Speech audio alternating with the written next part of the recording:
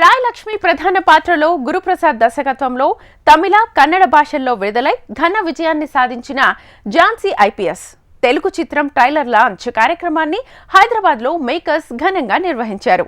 Senior hero Suman చేతుల మీదుగా makers ఈ ట్రైలర్ను విడుదల చేశారు. ఈ చిత్రం తెలుగు హక్కులను ఆర్కే ఫిల్మ్స్ అధినేత డాక్టర్ ప్రతాని రామకృష్ణ గౌడ్ సొంతం చేసుకున్నారు.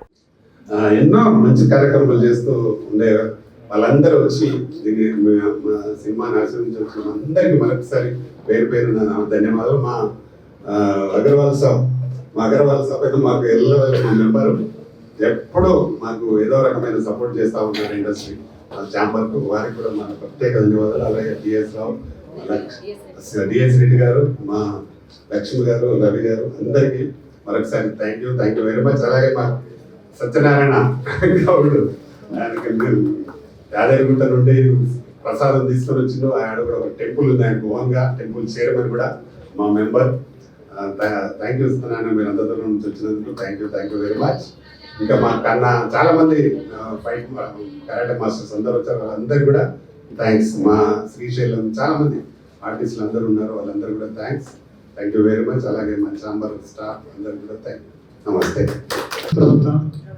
సుమారుగా 20 సంవత్సరాల తర్వాత సినిమా ప్రోగ్రామ్ అటెండ్ చేయడం జరిగింది.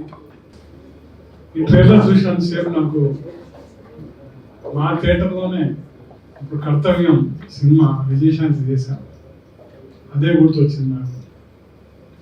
ఈ పిక్చర్ ఏ విధంగా కూడా ఆ కర్తవ్యం సినిమా కంటే తీసుకోవాలని నేను అనుకుంటున్నాను. హీరోయిన్ గారు కూడా బాగా చేశారు, చాలా మంచి స్టంట్స్ ఉన్నాయి.